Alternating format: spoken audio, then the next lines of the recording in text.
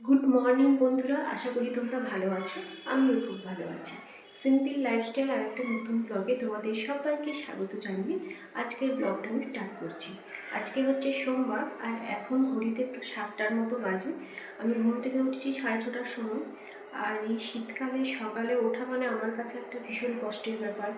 প্রায় 6:30 বাজলেই মনে হয় এই জাস্ট রাত্রেবেলায় শুলাম আর এক্ষুনি সকাল হয়ে গেল। তো সকালে ওঠাটা আমার কাছে ভীষণ কষ্টের। তো যাই হোক, উঠতেই হবে, কিছু করার নেই, কারণ হাজব্যান্ডের স্কুল আছে। তো শনি রবি হাজব্যান্ডের স্কুল ছিল না, তখন 7টা 7:30টার সময় ঘুম থেকে উঠেছিলাম। তো দুদিন যেহেতু 7টা 7:30টার সময় ঘুম থেকে উঠেছি, তো আজকে তো একটু উঠতে কষ্ট হবেই। তো যাই হোক, উঠে পড়েছি, উঠে ব্রাশ করাও হয়ে গেছে আর বাসি জামাটাও ছেড়ে নিয়েছি। তারপর চলে এলাম রান্নাঘরে এসে এখানে চা বসিয়ে দিয়েছি। আর এই পাশে একটু দুধ ছিল, সেটা গরম হতে দিয়েছি।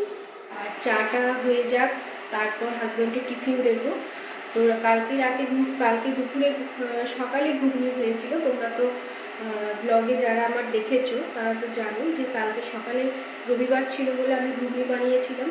তো ওই ঘুগনি একটু তুলে রেখে দিয়েছিলাম। তো হাজব্যান্ড ঘুগনি নেবে না বললো, ও বললো ছাতু দিয়ে মুড়ি নিয়ে যাবে।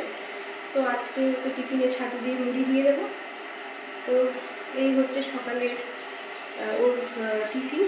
তো চাটা সবাইকে দিয়ে দিই, চাটা হয়ে যাক, সবাইকে চা দিয়ে দিই।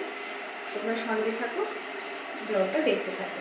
এই যে আমার চা বানানো হয়ে গেছে, আর এই চা দুটো বাবার আর মায়ের। মা এখনও ঘুম থেকে ওঠেনি আর বাবা ব্রাশ করছে, তাই চাটা ঢেকে রেখে দিয়েছি।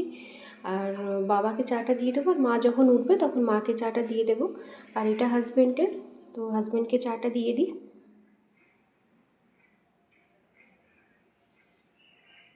এই যে হাজব্যান্ডের টিফিনটা রেডি করে দিলাম, ছাতু দিয়েছি আর একটু চিনি দিয়েছি। হাজব্যান্ড চলে গেল স্কুলে।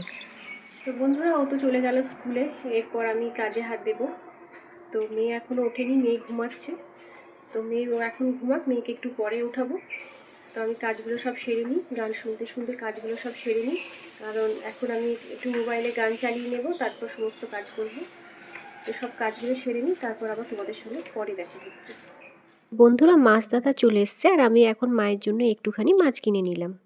তারপর আমি বসে পড়লাম কাপড়গুলো কাচতে। আর ঘরের সমস্ত বাসি কাজ আমার হয়ে গেছে। আর মায়ের জন্য যে মাছটা কিনেছিলাম, বউ এখন বসে বসে সেই মাছটা ধুয়ে দিচ্ছে। আজকে হবে পেঁয়াজ শাক পোস্ত, তাই বউ এখন পেঁয়াজ শাকগুলো কেটে দিচ্ছে। আর আমি এদিকে পোস্তটা শিলে বেটে নিচ্ছি। তো বন্ধুরা, আমার মোটামুটি সমস্ত কাজ কমপ্লিট হয়ে গেছে আর আমি এখন এসেছি রান্নাঘরে সকালের জলখাবার খাওয়ার জন্য। তো মায়ের চান হয়ে গেছে, মা পুজো করছে, আর বাবার অনেক সকালের জলখাবার খাওয়া হয়ে গেছে। কারণ আজকে সকালের জলখাবার কিছু বানাইনি, কালকে ঘুগনি বানিয়েছিলাম আর অনেকটা ঘুগনি আছে। তো ওই জন্য সকালে কিছু জলখাবার বানাইনি। আর বাবাকে সকালেই জলখাবার খেতে দিয়ে দিয়েছি, আর বউকেও দিয়ে দিলাম। বউয়ের মুড়ি ঘুগনি নিয়ে বউ বাড়ি চলে গেল। আর আমি আর মেয়ে এখন খেয়ে নেব। মায়ের পুজো করতে তো একটু সময় লাগে, তো মা বললো তোরা খেয়ে নে, আমার পুজো হয়ে গেলে আমি চান করে নেব। তো এখন আমি আর মেয়ে সকালের জলখাবার খেয়ে নেব। তো এই যে এখানে ঘুগনি আছে, ঘুগনিটা আমি আর মেয়ে এখন খেয়ে নেব। আর এই যে পোস্তটাও আমার বাটা হয়ে গেছে।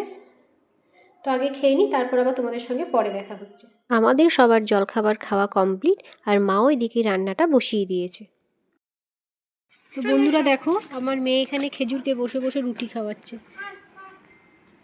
খেজুর, ও খেজুর, খেজুর, খেজুর, হ্যাঁ হ্যাঁ হ্যাঁ। মা এখন পেঁয়াজ শাক পোস্তটাও বসিয়ে দিল। তো বন্ধুরা, এখন দুপুর হয়ে গেছে আর আমি এখন খাবার আগে সবার জন্য ডিমগুলো ভেজে নিচ্ছি।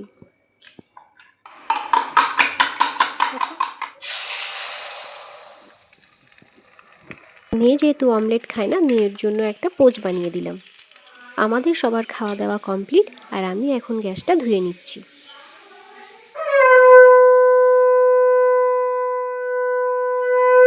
বন্ধুরা, মায়ের সঙ্গে দেওয়া হয়ে গেল আর আমি এখন ডাইনিংয়ে বসে বসে টিভি দেখছি।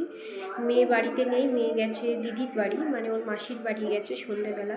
অনেক দিন মাসির বাড়ি যায়নি বেড়াতে, দিদিও ছিল না, তো আজকে গেছে।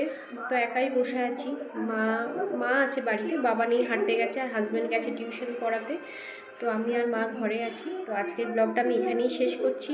কালকে আবার একটি নতুন ব্লগ নিয়ে তোমাদের কাছে আসবো। তোমরা সবাই ভালো থেকো, সুস্থ থেকো আর সাবধানে থেকো। আর আমার ভিডিওটা যদি তোমাদের ভালো লেগে থাকে তাহলে অবশ্যই একটা লাইক আর কমেন্ট করে আমার পাশে থাকবে।